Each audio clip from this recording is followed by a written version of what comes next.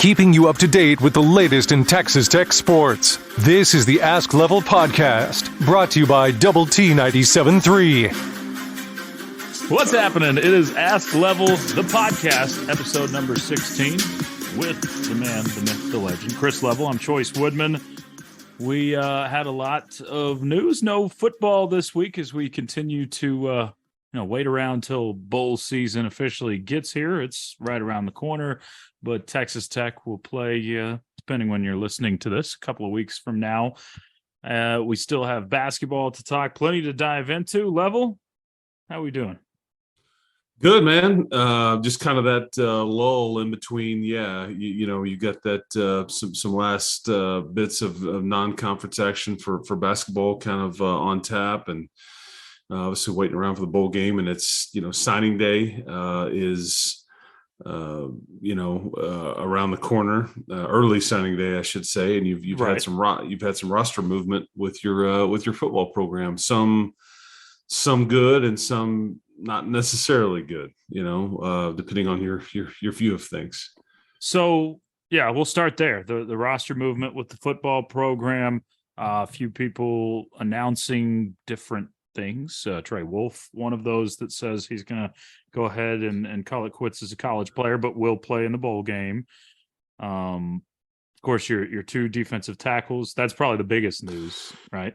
Yeah, let's just take these in order because you touch on one. I mean, I don't think you could have possibly asked for more from Trey Wolf than what he gave you this year. Hopefully there's more on tap in Houston as he finishes up his career, and then I wish him nothing but the best at the next level step, however that goes. I mean, he's just a quality person, and he's unlike so many others. I mean, he stayed put, and it paid off because he could have, when he lost his job to Jonathan Garibay, 2 years ago, I guess it is now, or 2 seasons ago.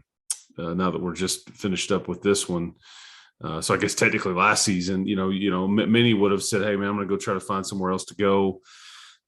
And then you have Weston Wright that also had an opportunity to come back here, but is going to move on with his career. Right. We'll play in the bowl game as well. Feels like Weston Wright has been around here for a decade, and we'll get into the offensive line movement here in a little bit. But and then you have which in some ways was expected. I think that room was. It's just tricky, and to try to hold on to all of them was just unrealistic in this climate right now. But Donovan Smith is not going to play in the bowl game, I don't believe, and has entered the portal and will seek employment elsewhere. And I think by all accounts, it was understood. It was classy on both sides of this thing. I think everybody around Lubbock and the Texas Tech football program wishes him nothing but the best. The harsh reality is that he could indeed be in the league, and that part kind of is not a lot of fun to think about if you have to play against him. But that's just the nature of what everybody is dealing with these days. Because I know Donovan took a visit to University of Houston, and he's been in talks with the Cougs, Coach Holgerson and staff. And so, So anything there that you want to touch on with any of what we just talked about before we move on to, I guess, the good news, at least to this point? Yeah, I think you covered all the news part of it, but the Donovan one obviously sticks out the most because he was your most impactful player. I mean, of that group, I guess that could be argued, Weston Wright and Trey Wolf, but the Donovan one, I guess, is the biggest spotlight. I would make an argument on Trey Wolf because he had yeah, I can't say that major kicks for you this year to help you get to where you were. But because part in winning 3 overtime games. But because Donovan plays quarterback, it's a spotlight position. Yeah, so I get that. But the Donovan one, for me personally, I'm just speaking purely personally, I think that one hurts the worst. But I also completely 100% get it because it's I love the way he's leaving or has left. because classy is a perfect word to use with it. I don't think, and Level, you can speak to this better than me, but I don't think there's a better or a guy that anybody on the team would say is a better teammate than Donovan. I mean, he is at the top of the list when it comes to just being an amazing teammate, do whatever it takes to win. But at the same time, if his dream is to play quarterback, then there's only so much room on a team to play quarterback. So it's one that I hate to see him go, but completely understand it. And it is the nature of the beast for sure nowadays. Yeah, I mean, and there were so many quarterbacks that entered the portal this past week, and so many from the Big 12. There's, you had Hudson Card and Kyron Drones and Spencer Sanders, Donovan Smith, obviously JT Daniels from West Virginia. So, I mean, half the league essentially had a quarterback into the portal. I may be even forgetting some. Those are the ones off the top of my head, but yeah, when you want to play, that's just a position where you want to go to a situation where they don't, I don't not that that anybody's going to make him a promise, but some schools may make promises to a lot of these quarterbacks. But sure, and the reality is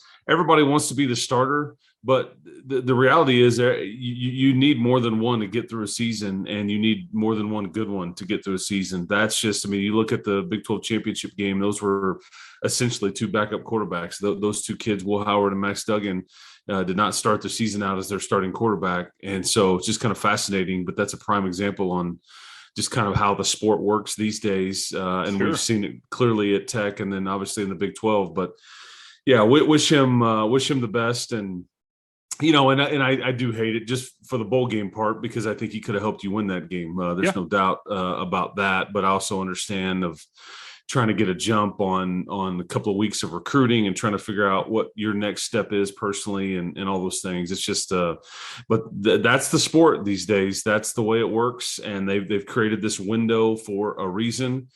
And there'll be more movement with your team as we go along here, and even after the bowl game up and through January. But that's kind of what we have now. But the good news is that you're going to hold on to a few big boys, and I think that was a lot of fun, because I knew or at least I felt like that Tony Bradford and Jalen Hutchings were going to do the same thing one way or the other. They were either going to both, leave together or stay together. And I'm thrilled to see that they've decided to stay here together. Again, selfishly, I hope it is best for them. I think it is. I think that the Matador Club, that I think that certainly helps that sort of dynamic. And it gives you really an identity with your team again next year. And I think that in some ways, those kids are kind of the faces of your program in many ways, because they've been around here for so long. They're really good college players. Everybody knows who they are. And it's hard to find big people, especially quality ones. And the best thing about that duo is that they kind of exemplify what Joey wants his culture to be. Sure. Yeah. Yeah. And I think you could have gone to replace them in the portal with other D tackles, but there's just no way it would have been impossible to replace what they bring you from a culture and a locker room standpoint. And I think Joey is very sensitive to that. I think he's very sensitive to what he tries or thinks that he's going to bring into that locker room. And I think that's a big reason why they had some success this season, especially at the tail end. But pumped for Jalen and Tony, man. That is really good news. I couldn't agree more. And Joey McGuire has not, I mean, he's been extremely vocal since while the season was still going on. He was recruiting those two guys to come back to his program. And those two had to be at the top of the list, probably closely followed by your two corners that he's been talking about, of guys we need back on next year's team. And you look up and think, man, you got some serious potential to have a lot of starters back on this roster defensively next year. You're going to have to help me with the Kosai Eldridge. That's still in works, right? In terms of the if he does come back, that's an appeal that's going on, right? Yeah, and I don't know if how likely that is, Okay. but I mean, I think really the main thing is you're wanting to see what your two corners do, and Right. I feel pretty optimistic about that Okay. right here as we sit and talk, but. So that's kind of the next domino to really to fall, I guess, plural with those two Hmm. corners. But I think yeah, because Joey mentioned after the bowl game that I mean we got a lot of guys coming back. He mentioned 10 starters on offense, and I guess technically if you were starting the game with Taj Brooks and not Sir Roderick Thompson, that is accurate. Right. But if Sir Roderick was starting that particular game, I guess with Sir Roderick departing and then Weston Wright departing, it would be down to just 9. But the bulk of your offense comes back, and then I think he mentioned 7 starters on defense, and that would include the guys that can come back. It wouldn't include Kosai, I don't think, but it would Right. include basically your 2 interior guys and your 2 starters at corner, but you've only gotten half of those announcements. You're still waiting on Malik Dunlap and Rashad Williams to make that announcement and make it public on what they will do. And I think they all have draft information, and I know that Malik Dunlap probably had the highest draft grade Hmm. of what was sent back. I don't know what that is, but if you get those 2 corners back, I mean, it essentially gives you 7 starters back on defense, Man. and so that's something that I think you could feel really good about heading into the offseason and your bowl game and all those things, is you've got some continuity and you're going to stay somewhat old, which I think is key this day and age, and trying to compete for conference championships. Before we move on from this particular conversation, there was one question from Alex that we'll throw in right here. Said, what is the likelihood that we could see Donovan Smith end up at Louisiana Tech with Sonny Cumbie? Is there any interest there? Well, I mean, I'm sure that Sonny is interested. Yeah, I think Donovan may be aiming a bit higher, or I think can Okay. play at a much higher level. That may come down to fit, or I mean, there's no telling. I think I wouldn't rule that out at all. I think I had heard rumors of UNLV a month ago, just because of that's where his mom lives. That's where he Hmm. went to high school before he transferred to his last year in Lubbock, and but they're really bad. They have a brand new coach now, and I believe Barry Odom was hired to coach the Rebels, but they're That's just right. that program's not in very good shape at all. And then Houston, that's an interesting locker room for him to go into. They had lots of Sure. issues with their team. You see these scuffles on the sideline, and just Hmm. just a bit of a mess. But he would be great for their locker room. I hope it would be good for Donovan as well, though. That's the tricky part. And I think he wants to go somewhere where he's not necessarily going to be like a running QB. I think he wants to go somewhere where he can play and be a drop back passer, and Right. run on occasion, and not just be like a quote unquote running quarterback. So that's what I think is what he's looking for. I know those are his thoughts on how he views himself. And so but yeah, I wouldn't rule out Louisiana Tech with the relationship with Sonny Cumbie, but maybe you're looking a bit higher of a level and Power 5 Mhm. level. Yeah. And so any other news in terms of movement that we haven't touched on yet? Or we get it all right there. Well, as far as your current roster, I think Right. there's some obviously recruiting news that's Oh yeah. out there, and that obviously some people are into that, some are not. Now there's one bit of news from a recruiting standpoint that is huge news that factors in immediately, in that you have gotten a commitment from Western Kentucky center Rusty Stotts, Yes. and he is somebody that I think is a plug and play starting center next season, which allows Dennis Wilburn to move to guard, and Which it is what they've been talking allows about for a while, right? They want yep him to play guard. It was yeah, just kind of but he you was had forced to to have play a center this center. year. Yeah, Yeah. I had to have a center, and it's a guy that obviously Coach Hamby and Coach Kitley know extremely well. Stotts has 2 years left to play. May in fact only use one of them if things go well for him this year. So we'll just Mhm. kind of see what that looks like. But that's immediate good news, and it Sure. that and especially so because exactly what you're getting, because you've coached this player. The position coaches coach this player. The coordinators coach this player. They know how his strengths, how mature he is, all the things. So I think that is certainly a welcomed addition. And I guess he's here in the spring semester. I believe that would be the hope, but I can't say that for sure. So huge news there on that front. We'll learn more news as signing day comes and goes on the recruiting front. And then I guess we probably won't learn a ton more on when it comes to the transfer portal, right? There's just not a lot of spots open, are there, for Texas Tech in terms of getting players? Well, yeah, you almost need some current players to enter the portal. Derek Lewis obviously enters the portal. Mm-hmm.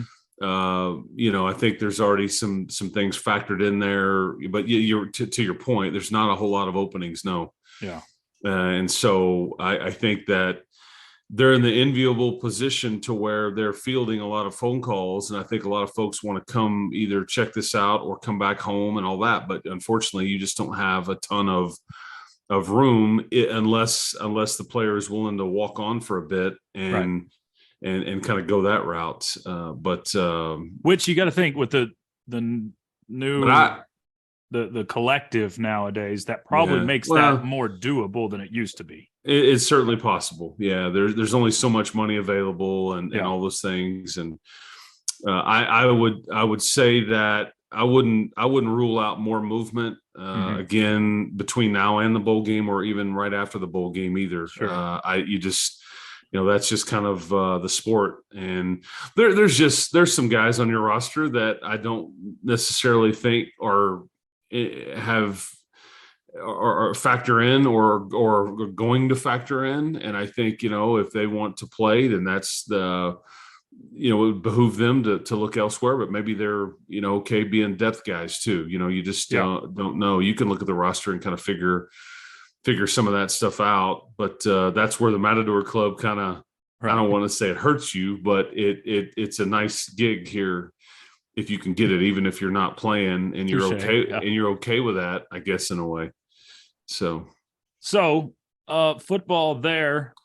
Shifting to basketball, didn't know the two sports could be so similar, but I had deja vu, watching the Dallas Cowboys game on Sunday and watching the Red Raiders play on Wednesday night.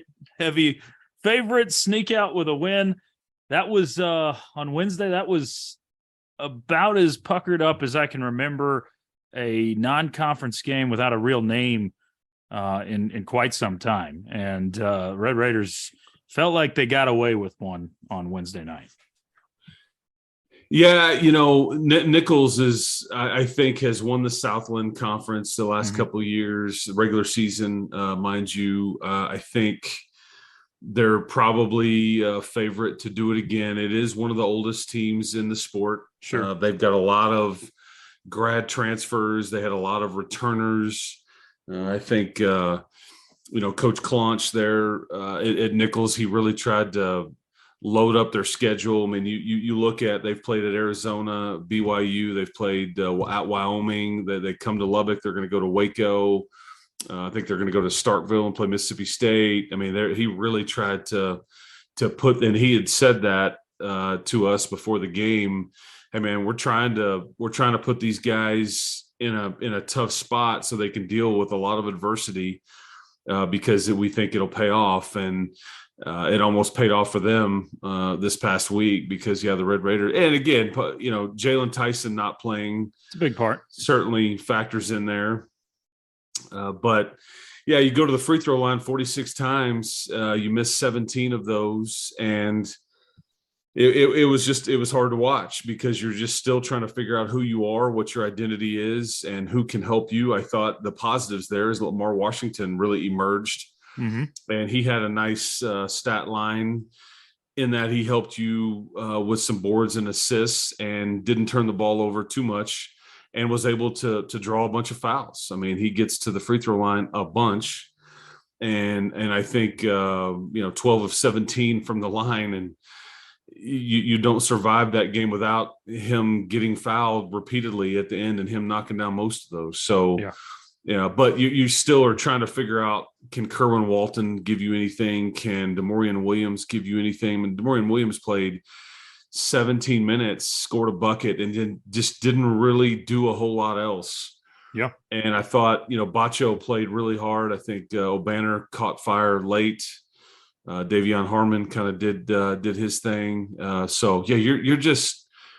You've got a lot to improve on here, Woodman. I mean, a lot to improve on, and you kind of wonder if there's enough ingredients there to realistically be in the thick of it in the Big 12 race, because these other Big 12 schools are they're old, they're deep, they're loaded. Not everybody's perfect. There are a lot of flaws with a lot of these other teams, but they seem to have a lot more answers at this point of the season than you do, especially when one of your pieces is missing, like Jalen Tyson was. Yeah, I think that's what stood out the most to me about Tyson being out, is just the lack of depth you can count on right now.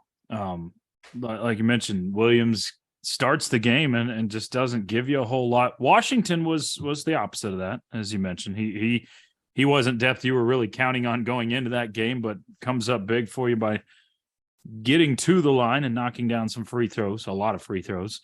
But it's just one of those things where I keep hearing Coach Adams tell us, we're going to be a good basketball team, but I don't know if he's alluding to later in the season or down in the future with some of these freshmen. Yeah, and this thing has plenty of time to morph and change, but you can just see some things that it's fair to wonder aloud. Like, I don't know if they have the pieces, because here's the concern that I would pose is that, and again, it's not fair to compare teams, but I can only go off of Mark's first team here because he was the head coach last year. Right. So all we have are these two teams. Sure. Last year's team was a bit of a mess on offense as they tried to figure it out, but they were really good on defense early. Yeah. And that really carried them and helped them. And you're not very good on defense right now. You allow way too much dribble penetration. There's too many gaps and you continue to get just beat off the dribble and get to where Mark doesn't want opponents to have the ball, and it continues to break you down, and teams are shooting it at a higher percentage against you this year, I think, because of some of these things that we've talked about, uncontested shots or just getting beat off the dribble a bit. But I don't know, you can't necessarily hang your hat on defense while you figure some other things out. Like, I don't know what you're truly like really good at. And like last year at this point, I wouldn't say you were great on defense, but you were pretty good. And you could see some signs just because you had that length and depth and those kinds of things. But I don't know if I see that at least yet. And you're going to have to hurry a lot. And some of it just has to do with, some guys are just going to have to really grow up quickly and step up, bottom line. That's all there is to it. I do think I look at Wednesday night's game and say can be, not necessarily is, but can be a good thing for this team that you went through that you didn't, because you're going to go through very similar type of games where you're 20-point favorites and all that throughout the month of December till you get to conference play. You don't have any tough names on the schedule.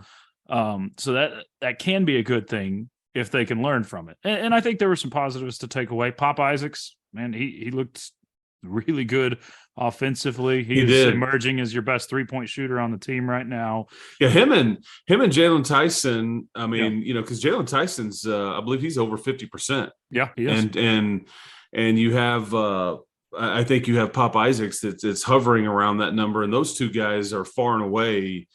They need more shots, period, from deep. Any 3-pointer that they get up in somewhat of the flow of the offense is a good shot, in my opinion, based on the percentages that they're shooting it from.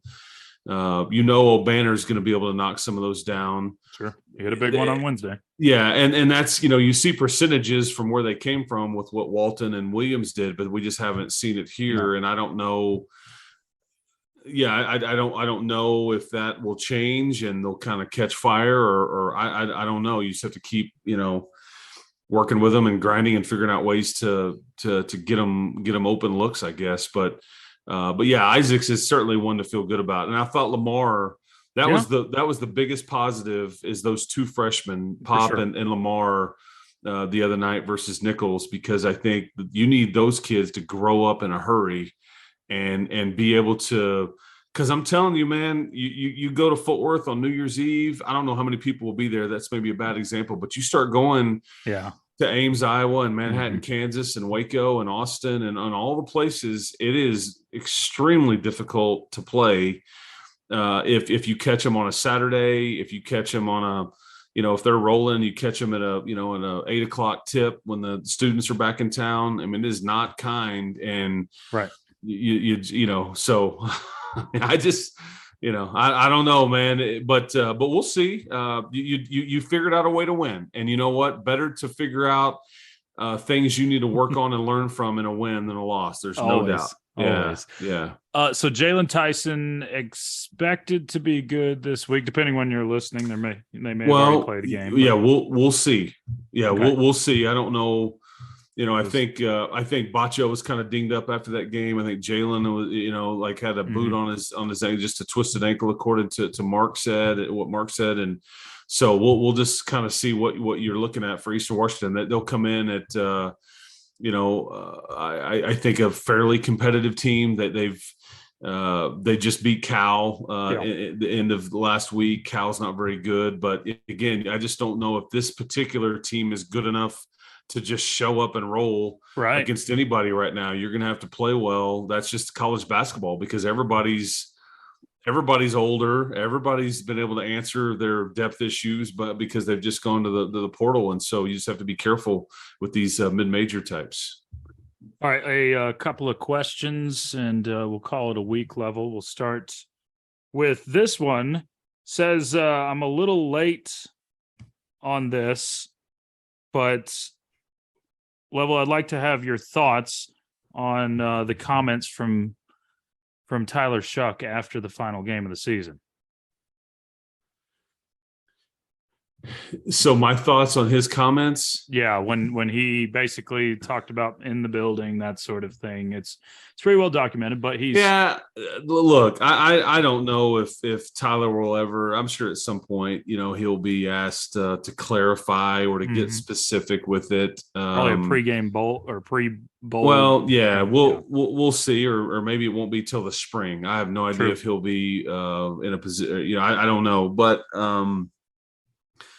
I can only go off of what I think happened, and because I had a conversation with him right after that game on the field as well, and you heard that, but he kind of I just think he kind of thrives on doubt, and he thrives on people telling him he's not good enough or whatever the case may be. And I think he was just kind of wanting to say, that this is for all the people that didn't think I could or was good enough or should have started, because I know that he, for a fact, he really wanted to play once he was cleared, a month before the season ended. But I think there were plenty of people that just weren't real certain that he was back. And, even though he was cleared, was he as sharp as he needed to be and all those things? But he certainly deserves credit for leading you to a 3-game winning streak to end the season. And he had a big hand in that, winning in Ames and obviously beating Kansas and Oklahoma at home with his legs and his arm. And he's going to get a chance to do that same thing against Ole Miss as well. Okay, one more question before we wrap this up. Says, Level, which players are the most important to keep on this roster for next season? I guess this would be beyond the ones that have already announced. And Tyler Shuck and Baron Morton. Yeah, the 1 and 1A. Okay, which one? If you're having to pick between the two, would you? If I had to pick between the two, I would keep Baron Morton just because he's got it. Right. Yeah, I'm going to have, if it's strictly immediate, I mean, I may lean to Tyler, although I can't necessarily say for sure that I would do that. Right. Just because of his inability to kind of stay healthy. But those are those are first and foremost the two most important like factors on what you're watching, in hoping that they don't leave. And those two corners would certainly be big. I don't think that they would leave and go to the portal at all. That's a NFL decision, or it's a stay and come back to school decision. But I don't know. I mean, I don't have any indication that anybody else of the folks that play a ton would be looking. But you just, you keep your head on a swivel. You never know. Different times. Because what's happening out there is that there's people that don't even want to get into the portal, that they're hearing from whoever it may be. Hey, man, if you get in the portal, we'll pay you this much, kind of stuff. And I don't know. You have no idea what would really go on there, what wouldn't, and who would. But that's why I don't want to talk in absolutes. But if you're asking me to answer that question, it is definitely Shuck and Morton in whatever order you want to get to, and I'd like to keep both. Yeah, I think that's the right answer. And then I think on the defensive side of what you said with the corners of people that haven't announced yet, so those two would be. Man, when you look at the potential, there's not a lot set in stone at this point, but the potential for all the returners you could have next season, it sure looks pretty good. Yeah, I mean, and if you get your corners back, then you hold on to both your quarterbacks, through the spring and everything, and you stay relatively healthy. I mean, I think there's going to be some expectations on this team, they need to get faster on offense. I think they know it. They needed to get better up front. And that's the part that is frustrating, I think, is that, when you see anybody on the offensive side from a high school standpoint decommit, I immediately think that's, in some ways, it could be good news. Just because, not that I don't want good high school players coming here. I just look at it from, if you can go find offensive line help, and again, the ones that or receiver help from ones that and that can, if that receiver can run, then, I think, and what I mean by when I say run, I mean that like it's got some speed to them that can take the top off. Yeah.